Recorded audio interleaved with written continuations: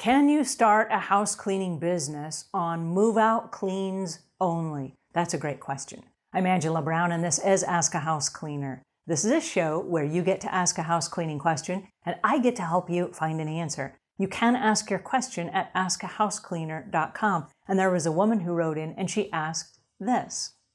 Hello, my name is Mary from Oregon. I have a question. I'm wanting to start a business doing mostly estate cleans or vacated properties to get ready for the next renters. Is this a thing?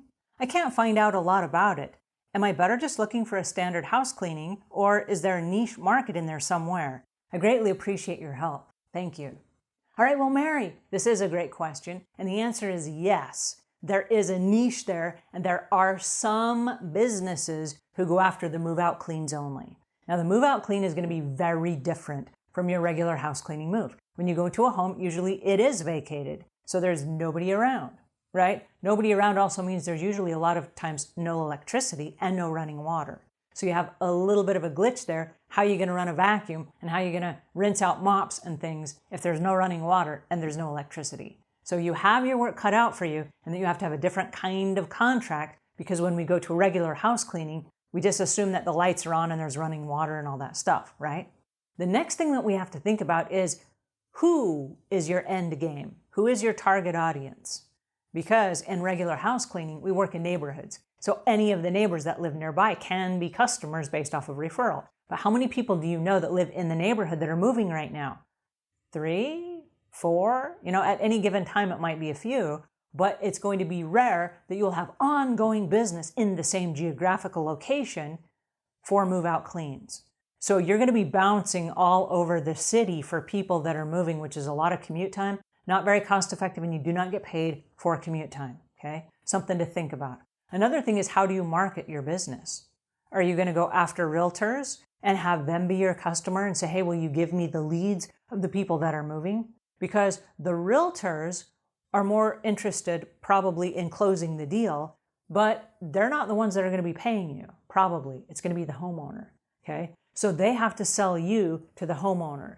And so there's kind of a, who's actually making the promises on what you're going to deliver. I really like to be the person that promises what I'm going to deliver because I know I'm good for the goods, right? When you have someone else selling you, a lot of times there's a discrepancy on what the expectations are. How's that going to work? Not impossible. You can clarify it, and you can have a special package of what you offer. If you do go down this route, I recommend that you have 3 packages that you offer. You have a big, better, and best package, okay? And those would be packages like, we just do the cleaning after you're gone. We pick up any loose things that are there. We sweep, we vacuum, we clean the baseboards, wipe down the walls, wipe down all the fingerprints, smudges, vacuum, we're good to go.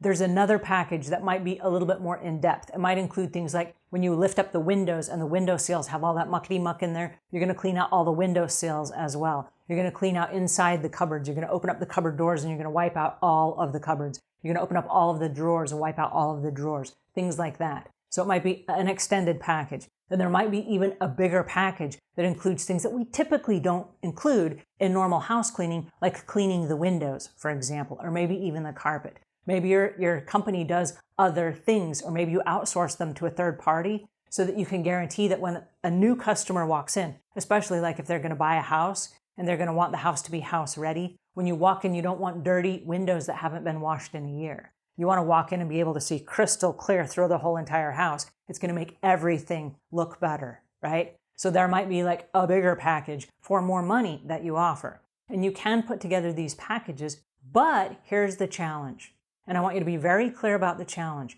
If you're running a business, the object of business is to automate everything as quickly as possible so the business runs itself. When you are working on a move-out clean and the customer moves, boom, your client is gone.